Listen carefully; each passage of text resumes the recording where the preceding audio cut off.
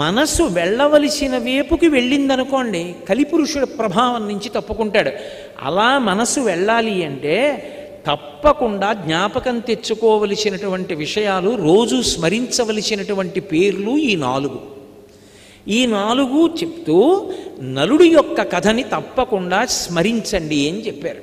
నలమహారాజు గారి కథ మహాభారతంలోనే, ఆరణ్య పర్వంలోనే ఆ వచ్చినటువంటి బృహదస్యుడే ధర్మరాజు గారికి ప్రబోధం చేస్తాడు.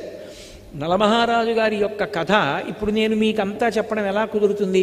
విహంగ వీక్షణంగా ఓసారి స్మరిస్తా. ఎందుకంటే కలిప్రభావం గురించి మాట్లాడుతున్నాను కాబట్టి.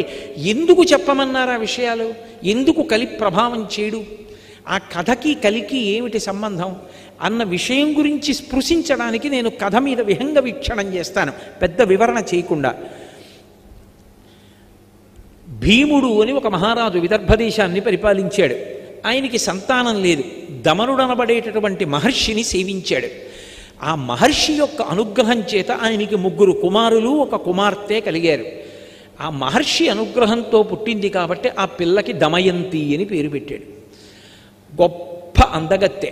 ఆ పిల్ల పెద్దదవుతోంది. పక్కన నిషధరాజు నలమహారాజు గారు ఉన్నాడు.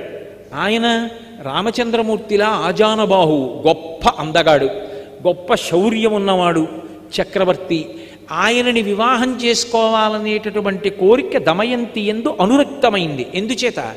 అక్కడికి వెళ్ళొచ్చిన వాళ్ళు ఇక్కడ చెప్తుంటే, ఇక్కడికి వచ్చినటువంటి వాళ్ళు అక్కడికి వెళ్ళి చెప్తుంటే నలమహారాజు గారికి కూడా దమయంతిని వివాహం చేసుకుందాం అనిపించింది.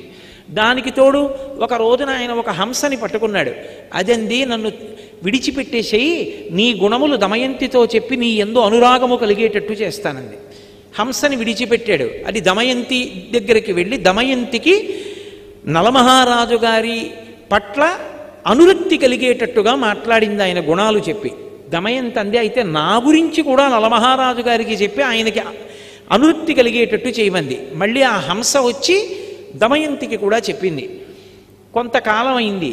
ఇక్కడ ఈయన దమయంతిని వివాహం చేసుకోవాలనుకున్నాడు, దమయంతి నలమహారాజు గారిని చేసుకోవాలనుకుంది. తండ్రి స్వయంవరం ప్రకటిస్తానమ్మా, నీ కోరుకున్న వాణ్ణే నువ్వు వివాహం చేసుకోమన్నాడు. నలమహారాజు గారు బయలుదేరాడు. ఈలోగా దిక్పాలకులు కూడా 4 బయలుదేరారు. ఎవరు? ఒకరు దేవేంద్రుడు, ఒకరు అగ్నిహోత్రుడు, ఒకరు యమధర్మరాజు గారు, ఒకరు వరుణుడు.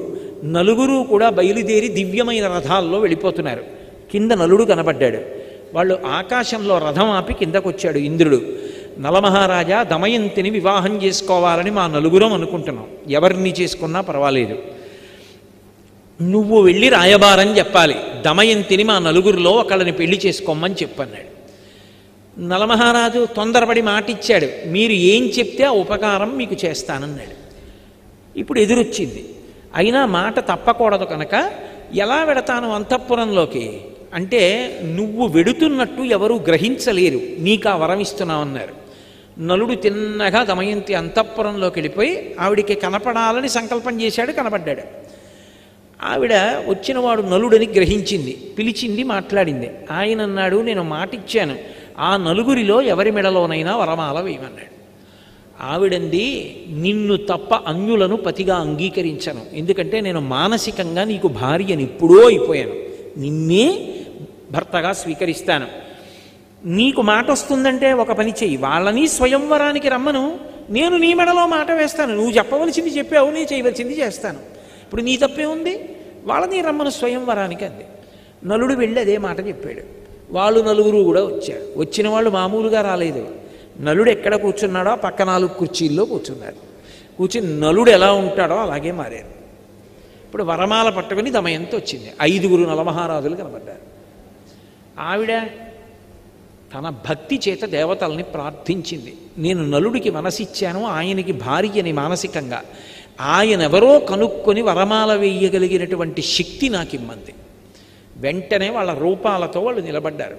దేవతలకి చెమట పట్టదు, కనురెప్ప పడదు, భూమికి పాదం తగలదు. ఆవిడ గ్రహించింది. భూమికి పాదం తగులుతున్న నలుణ్ణి చూసి మెడలో వరమాల వేసింది. దేవతలు ప్రసన్నులయ్యారు. అమ్మా, ఎంత ధర్మాన్ని పాటించావు తల్లి, అందుకే నీకు వరం ఇస్తున్నావు. ఇంద్రుడు అన్నాడు, నువ్వు ఎక్కడ యజ్ఞం చేసినా నేను వస్తాను. అగ్నిహోత్రుడు అన్నాడు, నువ్వు సంకల్పం చేస్తే నేను వస్తాను. వరుణ్ అన్నాడు, నువ్వు ఉన్న చోట నీటికి లోటు ఉండదు, నువ్వు పిలిస్తే నేను వస్తాను. యమధర్మరాజు గారు అన్నాడు, నీ మనసు ధర్మమునందు ప్రవర్తించుగాక అన్నాడు. నలుగురు ఇంటికి తిరిగి వెళ్ళిపోతున్నారు. వాళ్ళ లోక